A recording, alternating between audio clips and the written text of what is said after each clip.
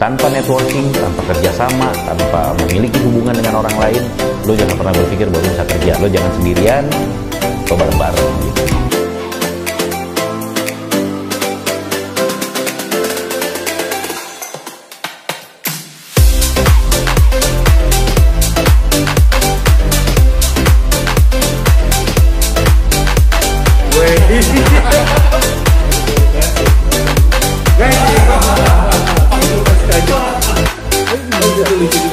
Kalau event turun dari motor jangan buka helm, itu lucu tuh. Kemarin dong.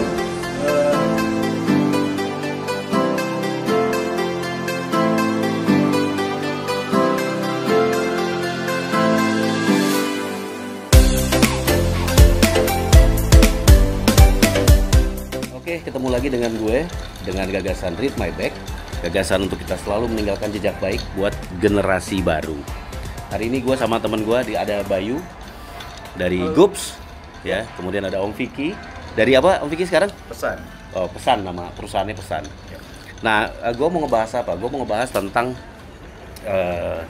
event yang zaman sekarang ini sudah digitalize.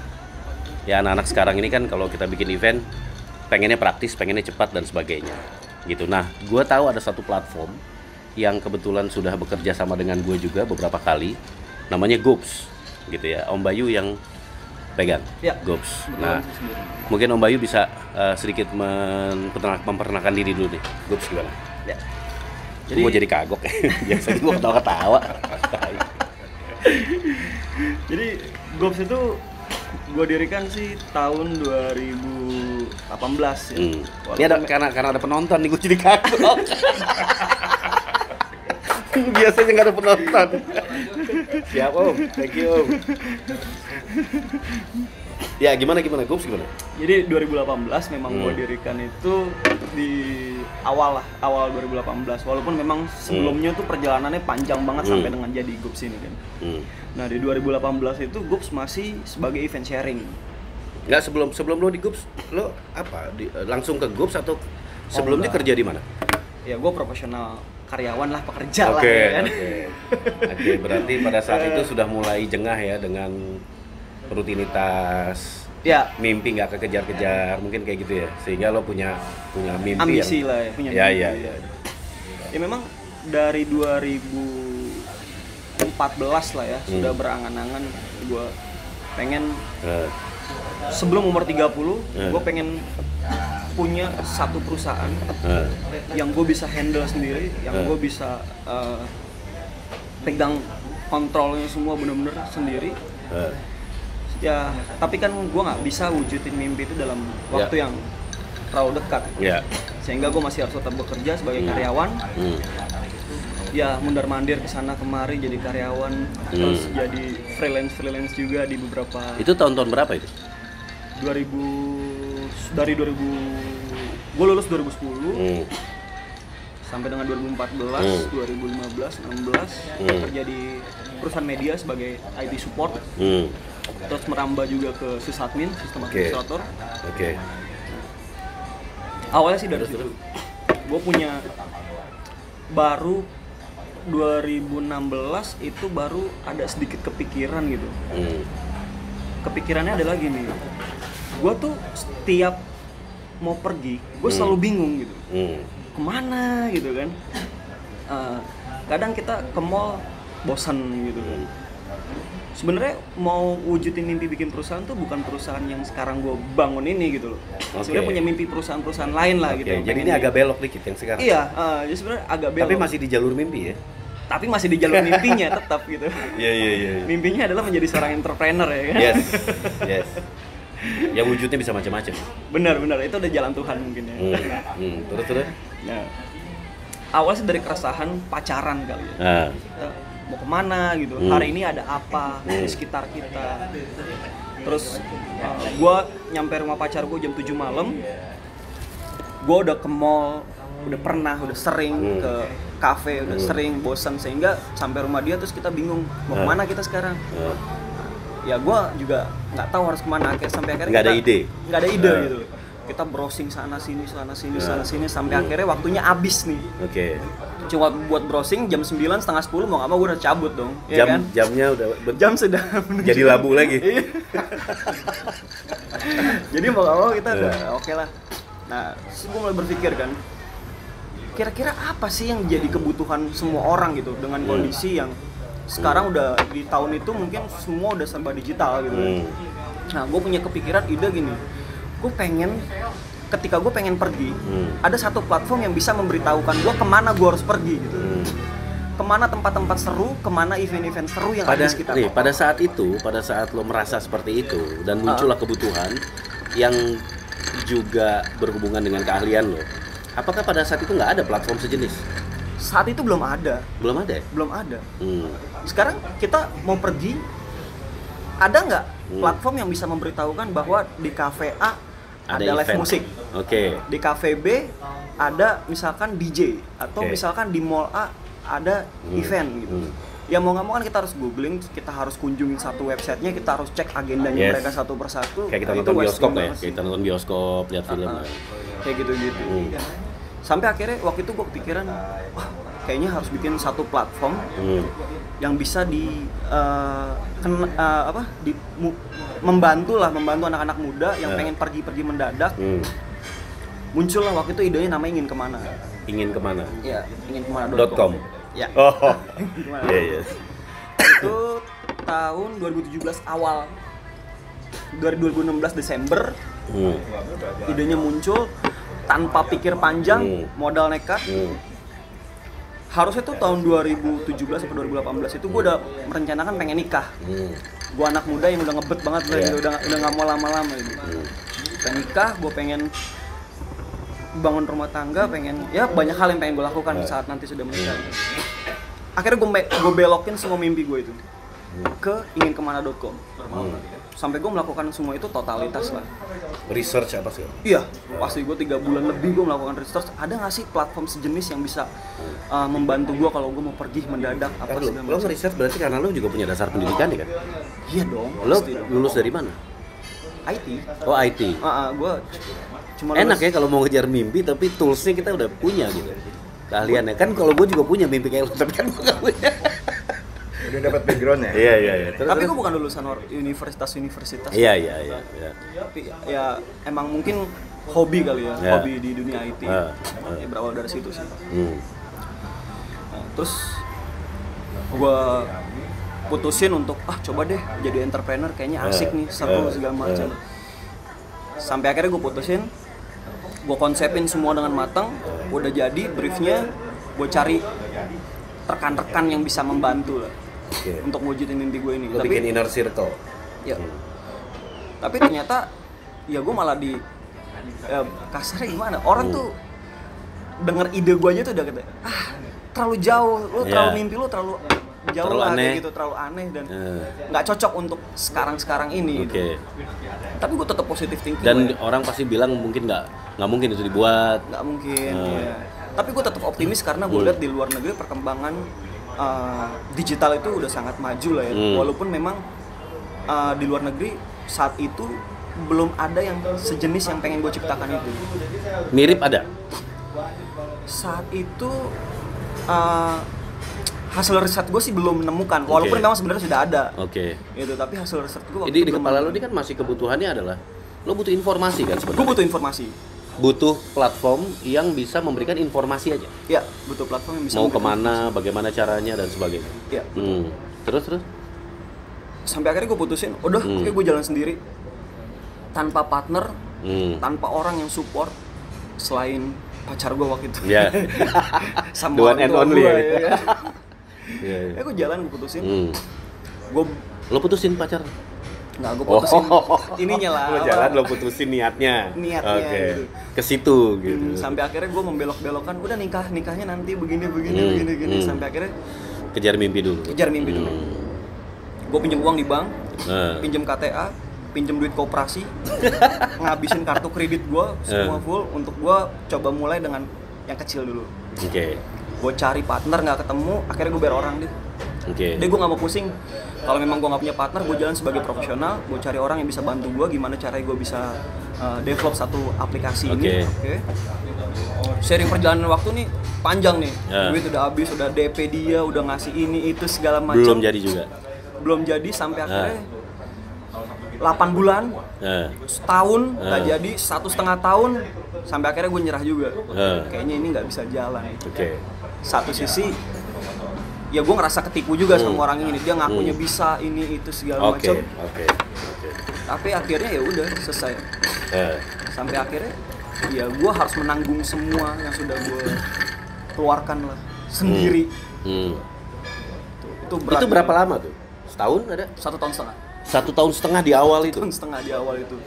Dari timeline project gue awalnya hanya 3 bulan sebenarnya sih. 3 bulan untuk ngebangun itu. 3 bulan, 6 bulan, setahun, 1,5 tahun akhirnya nggak jalan. Ini apa yang akan lo jelasin ini sebenarnya bukan buat yang pemirsa doang, ini buat gue juga nih. Karena gue juga punya something lah gitu, punya mimpi. Terus gimana? Nah, terus akhirnya ya mau nggak mau gue harus pilih stop untuk kembali ke jalan profesional, kerja lagi sebagai karyawan. Walaupun memang saat itu juga gue masih kerja, tapi kan sebelumnya tuh gue pegang lah beberapa kerjaan di luar kerjaan kantor yang sudah normal jam 5 side sampai job. Oke, terus? Akhirnya gue kembali ke dunia side job lagi. Untuk apa? Ya untuk tutupin utang-utang gue yang tadi keluar itu kan. 2 tahun tuh gue nanggung itu semua. Utang, terus juga malu karena gue udah menceritakan ke semua orang tentang mimpi gue dan ternyata gue nggak berhasil dan gue harus tanggung malu itu. Sampai akhirnya gue punya satu sahabat lah, temen gue yang dia selalu, wah baik, udahlah jangan nyerah, pelan-pelan kita bisa cari orang yang bisa support lu gini. Orang IT juga dia? Bukan? Teman main gue dari kecil. Dia yang selalu ngasih semangat gue gitu kan. Sampai akhirnya ya udahlah, kita 2 tahun gue masih belum bisa give up lah. Sampai akhirnya udah gue coba deh bikin satu bisnis plan baru. 49 pertama tuh 23 halaman. 23 halaman. Gue ketemuin orang 1, 2, 3, 4 presentasi mentah semua. Itu orang-orang punya duit semua gitu. Mentah semua. Lu ngapain mau bikin bisnis tapi produknya nggak ada? Apa yang kurang di presentasi lo yang 23 halaman berisi mimpi itu? Apa yang kurang di situ? Plan 5 tahun ke depan. Yang itu bisa jadi. Dan itu lo presentasi ke investor? Iya dong, ke investor. Jadi investor tidak menemukan bahwa di dalam proposal lo itu akan menjadi satu peluang bisnis. Bisnis modelnya nggak ada, belum ada. Jadi isinya apa? Lo cerita mimpinya lo aja gitu. Gue pengen gini. Dan tapi ya karena gue ketemu orang itu gue jadi belajar. Oh ternyata step by stepnya seperti ini, seperti ini. Sampai akhirnya gue bikin lagi lebih rapi dan lebih banyak halamannya sampai dengan 23 halaman. Dan di situ udah mulai lengkap. Mulai dari bisnis plan 5 tahun ke depannya seperti apa akan berjalan. Terus income-nya dari mana aja gue udah bilang. Bisnis model. Udah bisa ciptakan lah. Tapi tetap mentah juga. Orang punya duit juga nggak mau ngambil resiko lah dengan bisnis yang cuma modal proposal yang barangnya nggak ada. Kalau lu dagang es krim mungkin orang bisa ngerasain, oh es krimnya enak, orang mau bayarin. Tapi kan ini cuma kertas 49 halaman. Siapa yang berani ngedanain miliaran kayak gitu kan? Di mimpi gue. Tapi gue nggak nyerah sampai situ. Tetap bekerja dengan freelance juga, tetap bekerja normal. Gue ketemu satu temen gue. Pertama kali diajak, "Bay, bisa bantu-bantu nggak ngerjain ini?" Oke, bantu. Terus dikenalin sama rekannya dia juga. Nah, kenalin sama rekannya dia, ngobrol. Cuma memang ini partner gue ini orangnya cukup cepet lah gerakannya, enaknya gitu. Bro, langsung diundang ke kantornya dia untuk presentasi hari Senin. Gua nggak berani. Ke kantornya dia? Ke kantornya dia. Berarti ini ditawarkan kepada sebuah perusahaan, bukan ke pribadi? Pribadi. Oh, tetap ke pribadi? Tetap ke pribadi. Oh, ke teman lo ini? Atau temen ada orang lain lagi?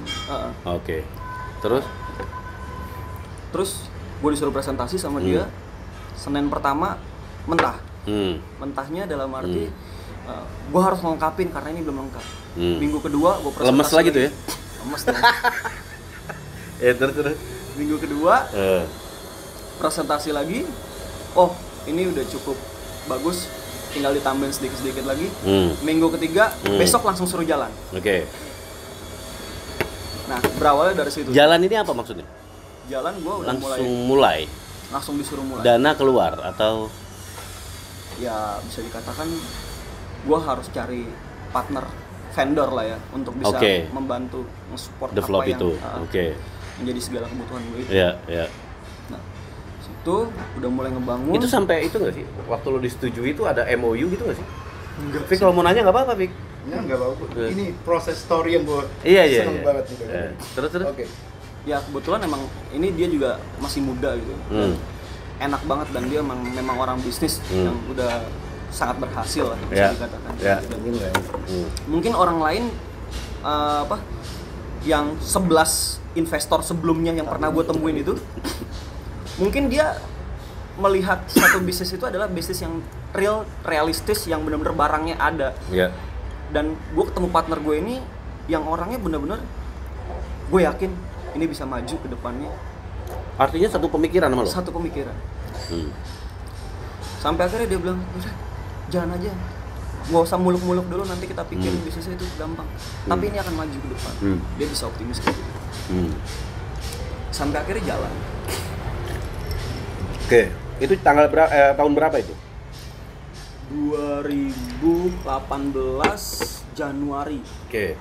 Gue presentasi Desember akhir sih, sebelum dia. Berarti waktu lo jalan, lo butuh proses, kalau nggak salah ya, sebuah apps itu harus melewati satu yang namanya beta release, di mana lo harus bisa mencoba dan itu jalan sesuai dengan mimpi lo gitu, sesuai dengan fungsi yang diinginkan. Berapa lama itu sampai ke beta release dari pertama kali lo start? Targetnya gue awalnya 3 bulan. 3 bulan. Tapi tetap karena mimpi gue terlalu muluk-muluk ya. Terus konsep yang gue hadirkan terlalu banyak banget. Segala macam mau lah. Iya, akhirnya si vendornya bilang, "Pak, gimana kalau 6 bulan?" Ya udah, akhirnya jalan 6 bulan. Investor nggak apa-apa? Ya tetap kenceng lah. Oh iya. Terus tetap ditanyain gimana progresnya. Cuma kan ya kita juga harus bisa kasih keyakinan ke dia juga, karena kan pada saat itu memang gue belum sempat memutuskan untuk resign gitu. Sampai dengan apps-nya jadi, gue akhirnya memutuskan untuk gue fokus di sini. Gue benar-benar tulus, gue akan jalanin ini semua dengan bener lah gitu. Karena gue tahu effortnya dia juga udah bisa bantu gue sampai dengan kayak gini. Akhirnya jalan. 2018 bulan Agustus gue udah rilis App Store. Goops. App Store itu yang di Apple ya? Bukan ya, di Android. Play Store, sorry, bukan Play Store. Ya, Play Store. Play Store bulan Agustus itu rilis. Masih beta 2 minggu. Terus berjalannya waktu belum ada perubahan, apps-nya masih. Di awal-awal isinya apa itu? Event sharing. Jadi balik lagi ke mimpi lo awal itu bahwa lo butuh satu informasi. Ya, belum ada apa-apanya yang lain, fungsi-fungsi yang lain. Jadi fungsinya masih sebatas siapapun kepet lah ya. Siapapun bisa sharing di tempatnya dia ada event. Misalkan gue punya cafe gue ada event live musik. Sharing di situ. Dia sharing di situ. Terus semua orang yang download aplikasi gue, dia bisa tahu bahwa di cafe ini sedang ada live musik. Terus juga orang bisa tahu juga berapa banyak sih orang yang sedang ada di cafe tersebut. Gitu. Saat itu belum ada tuh aplikasi yang bisa ngedetect sampai berapa banyak orang yang lagi ada di lokasi. Rame nggak gitu. Jadi orang menuju ke sana itu bisa ketahuan rame apa enggak gitu. Iya. Jadi di Nerdy event itu gue punya fitur namanya kalau merah 1 jam lagi kalau merah itu eventnya sedang berlangsung. Kalau biru 1 jam lagi akan berlangsung. Kalau eventnya berlangsungnya malam, misalkan sekarang jam 10 pagi, eventnya itu hanya ada di Today Event. Jadi ketika orang mau pergi mendadak, dia tinggal klik Nerdy, dia bisa lihat di sekitarnya itu ada event apa aja. Itu yang input adalah yang melakukan itu adalah sistem. Sistem itu mengenali jam tayang. Jadi jam tayang itu dia ditarik sejam sebelumnya biru warnanya. Nah, saat itu kan siapa yang kenal Goops? Nggak ada yang kenal Goops gitu. Sampai akhirnya ini masalah baru nih. Muncul masalah baru. Tantangan Gimana baru. caranya orang mau update? Ketika orang download terus aplikasi masih kosong melompong, nggak ada apa-apa, nggak ada informasi apa-apa. Jadi gue berjuang sendiri, gue update sendiri. Sehari target gue 15 event, gue update, gue cari informasinya di Google, gue cari informasi di mana-mana. Tanpa orang itu tahu? Tanpa orang itu tahu. Nah, sharing berjalannya waktu, beberapa artikel naik tentang Goops nih, ngebahas tentang Goops. Nah, gue hari Sabtu di rumah om gue itu lagi ngobrol-ngobrol biasa aja. Terus dia nanya, gimana perkembangan aplikasi kamu? Ya masih gitu-gitu aja om, belum ada signifikan kenaikan apa segala macam. Apa sih namanya, saya penasaran. Dibuka lah sama dia. Pas dibuka, hah? Ini trending 1 aplikasi kamu? Ah yang bener om, bercanda aja. Pas gue bener. Trending 1. Wah senengnya bukan main. Pas di depan itu ngeliatnya di mana sih? Ya ketika buka Play Store, kategorinya apa sih? Kategorinya misalkan event gitu kan. Pas dibuka kategori event, search groups paling atas. Kalau search group paling atas memang kan karena sesuai dengan keyword. Pas search groups diklik, di situ ada hashtagnya 1, trending 1. Gua nggak nyangka banget tuh ya kan. 2 bulan apa 3 bulan itu bisa langsung trending 1. Ini mimpi apa gitu semalam gua. Terus awalnya ya bisnisnya adalah gue pengen ada iklan lah di aplikasi gue supaya itu bisa menunjang operasional gue kan perusahaan gitu. Ya sering berjalannya waktu ternyata memang nggak gampang. Karena gue bekerja di perusahaan media sebelumnya itu, gue melihat nih AE nyari placement iklan tuh gampang banget, 2M, 2M, gitu. Nah, di sini muncul tantangan baru adalah traffic. Ya, groups diakses sehari paling cuma 4 orang, 5 orang gitu. Traffic itu artinya apa sih secara umum di dalam apps, dunia apps tuh? Traffic itu adalah interaksi orang terhadap apps itu. Iya, benar. Kunjungan lah bahasanya gitu. Berapa banyak sih yang visit, yang buka yang buka si groups itu? Saat itu sih cuma 4, 5. Nah, itu tantangan terbesar, gimana gue mau jualan placement iklan ke klien kalau sehari traffic gue cuma 100 orang yang melihat. Terus cuma 200. Itu paling banyak gitu kan. Sampai akhirnya aplikasi gue trending. Wah, berarti potensinya ada. Tinggal gue harus rubah bisnismennya seperti apa.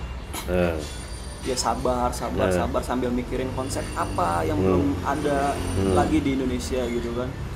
Sampai akhirnya wah event sharing nih. Terus gue research lagi, cari tahu lagi karena memang gue sudah resign, jadi waktu gue lebih banyak lah ya. Lebih banyak untuk bisa research, cari tahu kenapa ini bisa nggak jalan, kenapa trafficnya kecil, kenapa gue bisa nggak punya user, kenapa orang nggak mau ngupdate di groups, kesulitannya segala macam. Inputan masuk banyak. Akhirnya gue bikin sistem baru itu di bulan Desember. Gue bikin namanya Groups Event Management System. Nah, di event management system ini nggak cuma sharing event, tapi lebih ke manajemen event. Yang kadang orang tuh, gue punya event, bingung jualannya di mana. Terus kira-kira tiketnya laku apa enggak, ngontrolnya gimana? Nah, di situ udah kepikiran. Berarti itu awalnya kalau misalnya bisa gue bilang ini event berbayar ya, Vicky? Awalnya lo berpikir tentang event yang berbayar ya? Iya kan?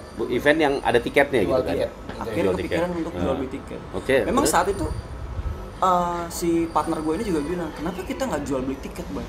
Gue bilang jual beli tiket terlalu mainstream karena semua platform jual beli tiket ya udah banyak di e-commerce aja orang udah bisa jual beli tiket. Bahkan calo pun di media sosial udah bisa jual beli tiket. Buat apa? Pikiran gue gini, berapa sih profit sharing dari penjualan tiket itu? 2.000, 3.000 per tiket. Berapa sih lu bisa mampu jual tiket orang gitu kan? Sehari kalau cuma keuntungannya 6.000 gitu. 6.000 kali 30 hari. Berapa lu bisa dapat duit gitu? Dari mana untungnya? Kalau iklan kan kayaknya kita tembaknya gampang aja. Placement di sini harganya sekian, placement di sini harganya sekian gitu. Lo melakukan itu nggak sih? Placement. Iya. Gua udah kesana kemarin nawarin ke perusahaan-perusahaan, ayo dong iklan dong ke Groups. Kembali lagi orang nanya, traffic lu berapa? Iya, siapa yang lihat? Siapa yang lihat? Pasar lu apa? Nah, dari situ kan udah mulai banyak lah pengembangan. Sampai dengan Desember itu gue masih melakukan semuanya sendiri. Benar-benar sendiri. Semua masih dipegang sama vendor. Akhirnya gue gak kuat juga dong, gimana nih caranya gitu kan. Gue minta penambahan orang waktu itu. Orang konten lah, sosial media untuk bantu-bantu gue. Sosial media untuk stay di kantor. Terus sama gue minta freelance programmer. untuk bantu-bantu juga. Nah dari situ udah mulai pengembangan sampai bulan Agustus tuh rilis sebenarnya. Sebelum Agustus kita udah rilis. Agustus tahun 2019. 2019. Udah mulai banyak tuh. Karena memang dari awal concernnya gue adalah gimana caranya trafficnya dulu nih bisa dapet, terus first impression orang terhadap Goops ini suka lah gitu, walaupun secara secara desain sebenarnya nggak banget sih aplikasi gue, jujur aja, karena memang gue keterbatasan lah. Keterbatasan orang segala macam ya. Tapi kan gue tetap harus berpikir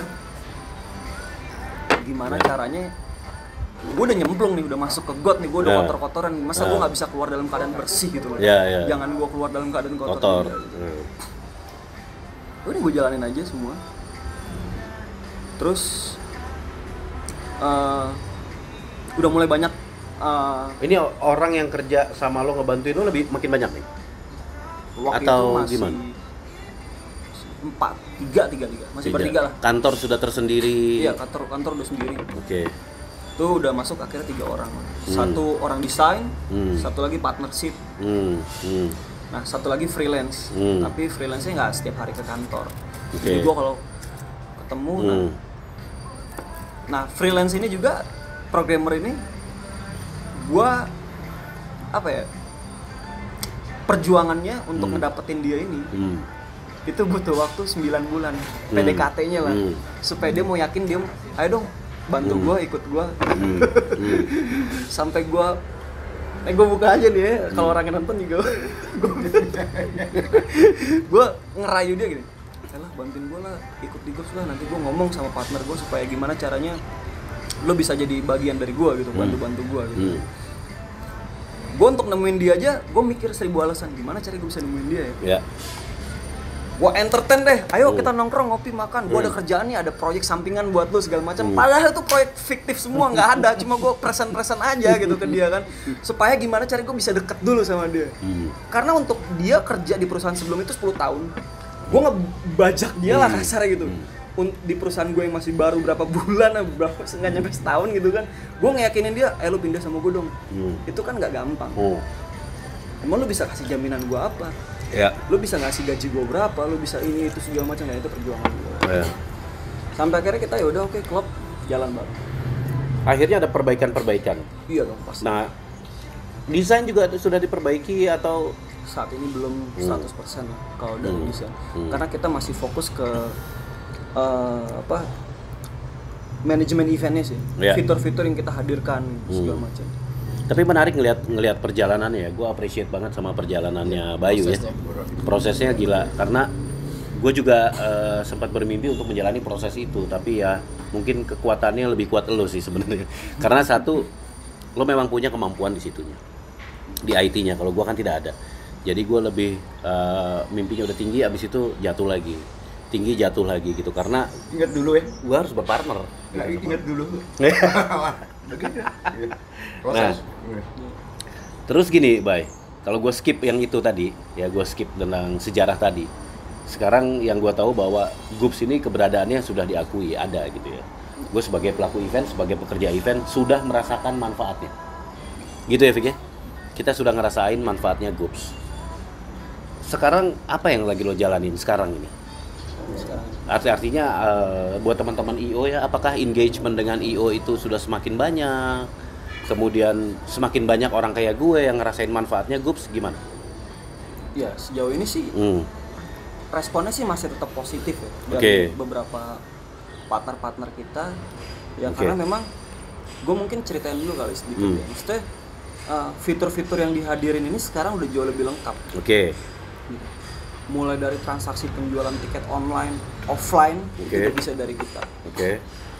Terus juga aplikasi kita udah nggak cuma bisa beli tiket, tapi satu aplikasi itu juga udah bisa manajemen eventnya dalam satu aplikasi.